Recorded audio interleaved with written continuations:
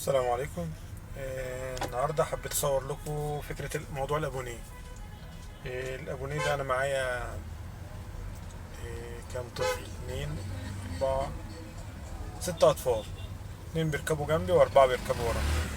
الابونيه في اطفال ب 400 واطفال عاملهم 650، فالتوتال بتاعهم كله 2650. تمام. انا هصور لكم النهارده المشوار ان انا بمشي قد ايه.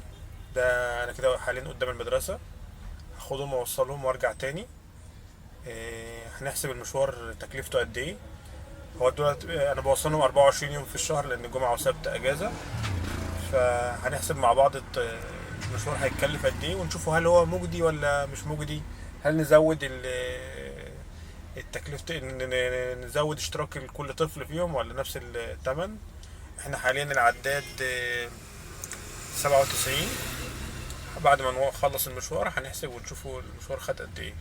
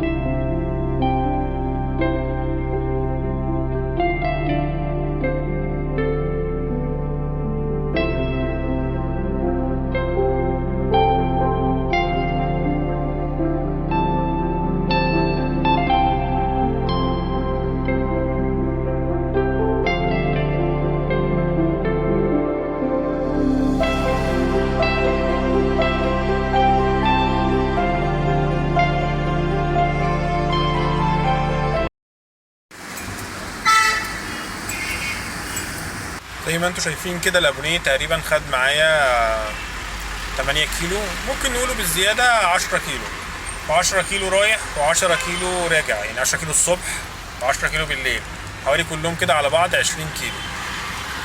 نحسبهم كده مع بعض، ال 20 كيلو دول كلفونا قد ايه؟ ال 20 كيلو تمام في جنيه 75 قرش الكيلو. تكلفة المشوار الصبح وبعد الظهر المرتين يعني 35 جنيه. نيجي نحسب بقى احنا بناخد كام قصادهم.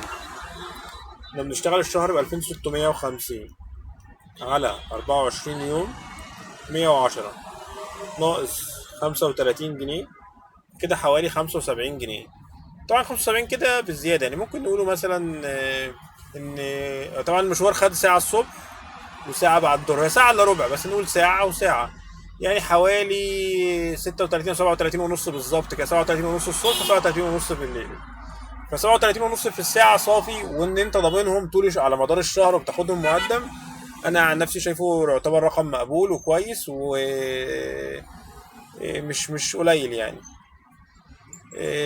يا ريت تعملوا لايك وشير للقناة، وتعملوا كومنتات في القناة عشان تنتشر، وتكتبوا لي اي حاجة انتوا عاوزين اتكلم عنها او